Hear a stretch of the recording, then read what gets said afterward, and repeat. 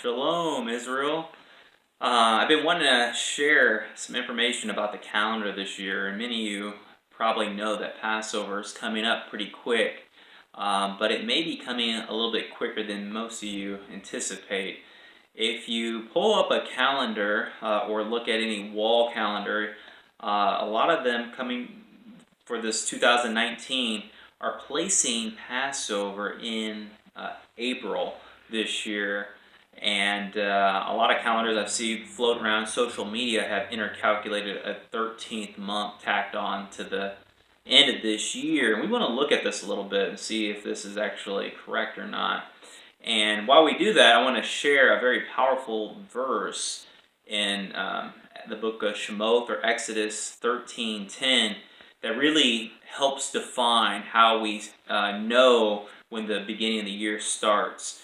Now, in the book of Genesis, it tells us that the sun and the moon were created, or I should say the lights, the greater light and the lesser light were created to be for signs, for appointed times or seasons, for days and years. So they determine those things. Then in the book of Exodus 12, it tells us that the month that Passover is going to happen, and that is the first of the months, the first of the year. And then in the book of Deuteronomy, chapter 16, verse 1, it also tells us that in the month of Aviv, or when the barley is beginning to be ripe, that is the same month that Passover is in. So it kind of ties all these things together. Now that has to do with the moon, the first of the month, and in the month of Aviv, or in that month when the barley is ripe, that's when Passover is and unleavened bread. But how does the solar sign come into play? Because in Genesis it tells us, as I just got on quoting, that the greater light and the lesser light determine the appointed times. Now, there's a lot of people out there that follow maybe only a solar calendar only, and they don't incorporate the moon. Then you have the other extreme where people only use a lunar-based calendar and really disregard the solar sign. But in reality, the Hebrew calendar is a solar-lunar calendar. And we want to look at the solar sign by looking at Shemot, chapter 13, verse 10. But I'm going to give a little bit of context, so I'm going to go ahead and read verse 6 down. 7 days you are to eat unleavened bread, and on the seventh day is the festival to Yahuwah. Unleavened bread is to be eaten 7 days, and whatever is leaven is not to be seen with you.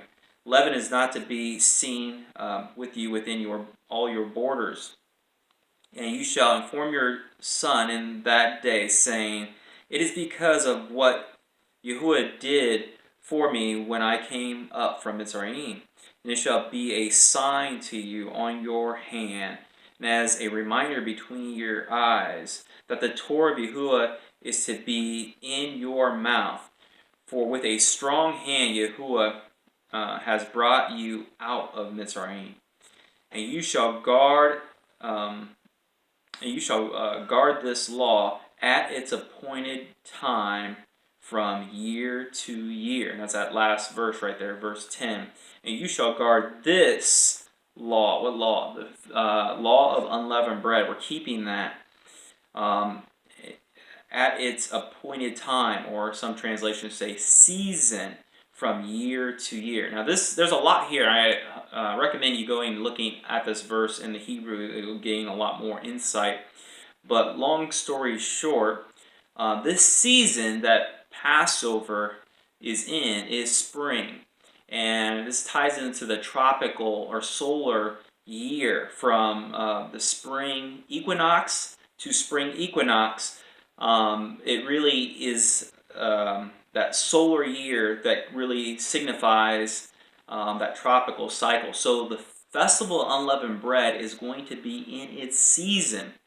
And this is really important to be able to understand the appointed times when we sync everything else. So we're going to look at an example, especially this year, of what we have is at the end of the 12th month this year, and this happens every year, there needs to be a judgment call whether we add an extra month or is it month number 1. And the reason for this is that there are about 11 days difference between the solar a year and the lunar. And if we did not, in 3 years, you would basically have to, there would be an additional month. And if you did not sync it with the season, the lunar count would just go around the calendar, and you would not keep Passover in the proper season. And that's why this is really critical to understand this verse, Shemoth, or Exodus 13:10. Now, this year, what's happening is, in that potential first month or 13th month, what we have is the new moon will be spotted on March 8th.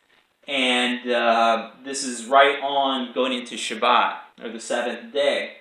Now, what's interesting, the solar sign happens on the 13th day of the Hebrew month. This ties into March 20th time-ish, which is kind of here in 21 here. But the important thing to realize is that the Festival of Unleavened Bread is from the 15th through the 21st. And if we look at this, we see that the spring starts here. So I got a question for you. Is this month, according to the scripture, that scripture we just read, do we need to add a 13th month here, or is this the first month of the year? In case you don't realize it yet, this is actually the first month of the year, and I'm going to explain why, if you didn't get it. We see that the solar sign is a little bit before the Festival of Unleavened Bread. Therefore, the Festival of Unleavened Bread is going to be kept in its season. It doesn't say the new moon needs to be within this sign. And this is going to throw a lot of people, because a lot of people follow a calendar, even though the Persians, the Syrians, and the Babylonians did cite the new moon. They normally would see the equinox, then the next new moon would be their start of the year.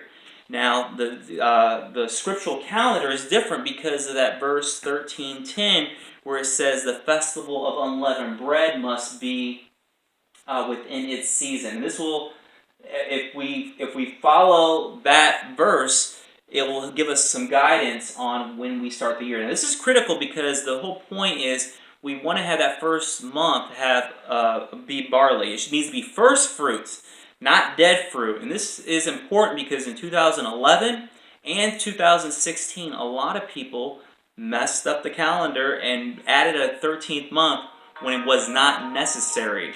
So it's important. My phone there. Let me grab this here real quick. I'll call Mom back later. Okay, we'll keep going here.